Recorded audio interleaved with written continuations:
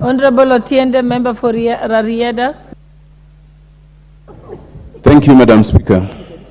Madam Speaker, I want to clearly support the point of order by the minority leader. And I really want us to address this as a house, not as a partisan house, because these matters have consequences in terms of precedence. First of all, Madam Speaker, Standing Order 89 is clear as read by Honorable Andai, and 89.2 restricts discussion of active civil matters.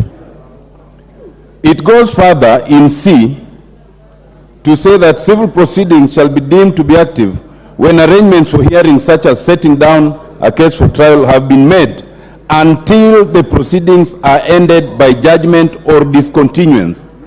Until they are ended by judgment or discontinuance.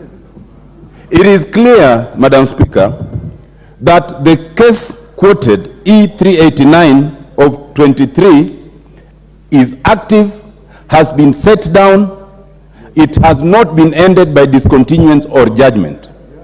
So it falls exactly on all fours under Standing Order 89. Madam Speaker, all the sections of all the articles of the Constitution quoted are true. But despite those provisions, in our wisdom as a house, we established the standing orders and included Standing Order 89.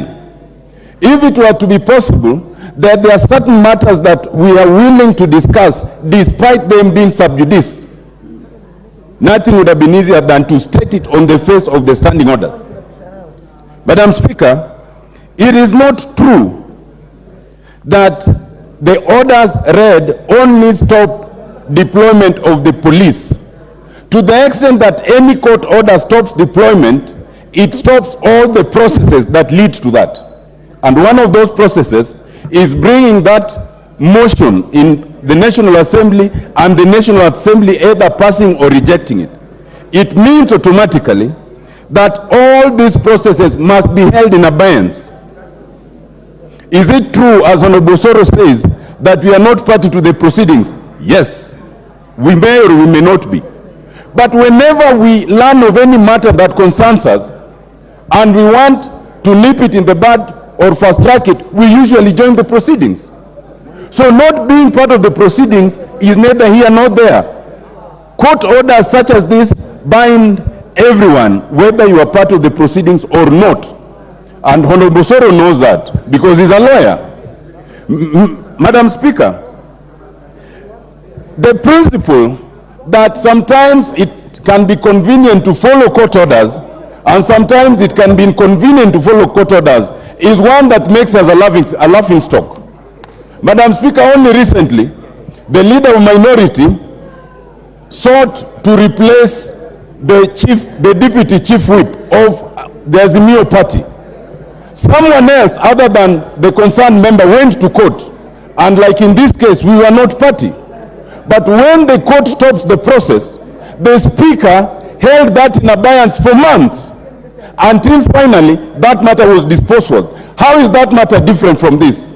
How do students, how do Kenyans looking at us try to understand Parliament when we apply differential standards? We become a laughingstock. I think, Madam Speaker, it is unfortunate that sometimes we can conveniently think that we can ignore court orders and sometimes we cannot.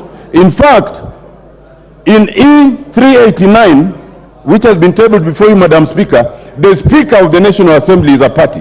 Whether the Speaker has chosen to appear or not is a different matter. And it does not make the orders not see. Lastly, Madam Speaker, the leader of majority says that we can only see what is being brought before us. You know, leader of majority, one day, when you become a lawyer, as I'm sure you will, or you will learn that only justice is blind.